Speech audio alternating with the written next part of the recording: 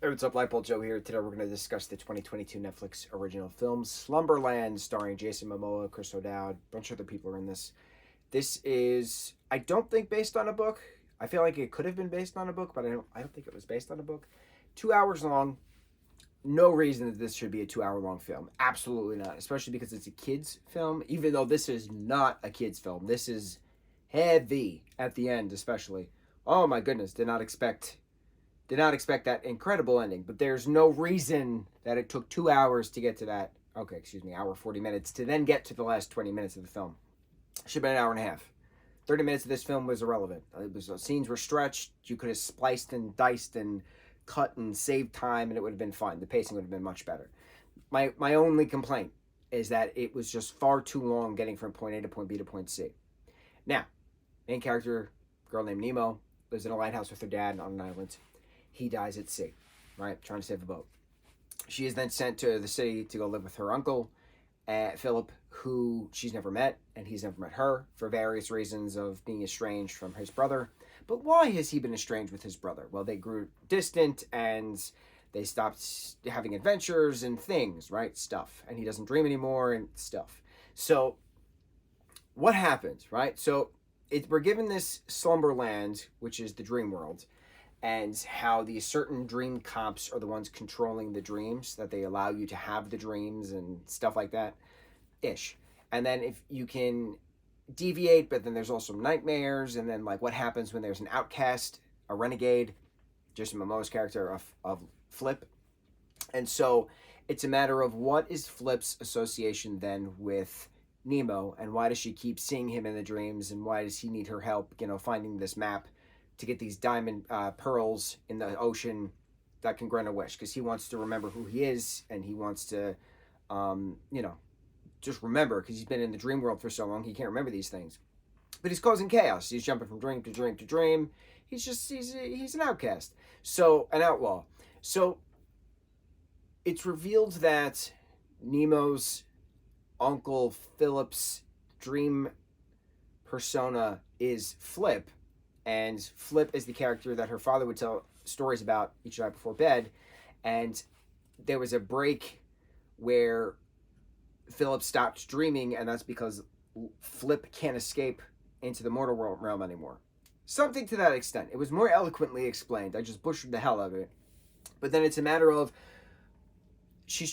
Nemo's trying to deal with the fact that her father's no longer with her, that she wants this pearl to make the wish to see her father again. And she sees her father again, but while she's in the dream world doing all of this, there's stuff happening in the real world, there's stuff happening in the dream world.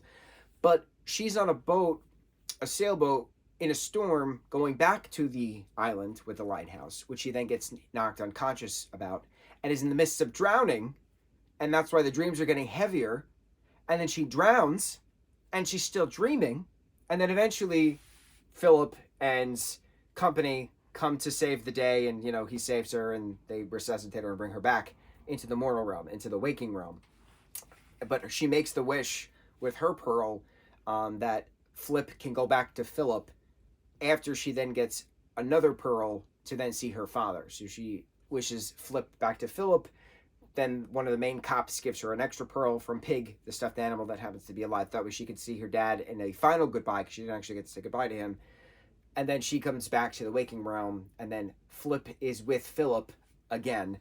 And so then they can live happily ever after and live their adventures together as they go sailing together at the end. Incredible ending. Absolutely incredible ending. I was on the edge of my seat. I was like, and because it brings up a good conversation. Can you still dream if you're no longer alive? And one of the age-old questions, can you wake up dead? That was a whole bit in a scary movie. Kevin Hart and Anthony, what's his last name? I can't remember his last name. They did a bit in I think the first scary movie with the Wayans brothers. He woke up dead, right? It was a whole bit, and then it brought the question, can you wake up dead? And in the horror movie aspect, it works, but then in the dream world aspect, how does that work? If you pass away while you're asleep and dreaming, is it a natural transition into some form of afterlife, crossing a dimensional plane? Is it how does that work? Do you stay in the subconscious dream even though you're not your body's not kicking anymore. Like, how does that work? Very interesting what if scenario. And it kind of touched bases on this, and you see it because this girl has drowned. She is under the water as her uncle is coming down to dive to get her, but she's still dreaming. She's saying her goodbye to her father, and she says, like, no, I have to go back. But this is the last goodbye. And then it was wild, absolutely wild. But it took far too long to get there. Far too long to get there. Anyway, that being said, my one complaint is that 30 minutes of this movie is irrelevant. The other and a half that I did like, really good. Again, I don't know if this is based on a book. I don't think it is, but I feel like it should have been. Anyway, pretty decent overall, solid 7 out of 10. The girl did a great job. Who's whatever her name is, Morgan something. She did a great job with that Nemo character. I enjoyed her. She was very believable in that dreaming, adventurous terror kind of thing as well, especially seeing the Kraken nightmare. That was really neat. But yeah, 2022 Slumberland. On to the next review. Mahalo.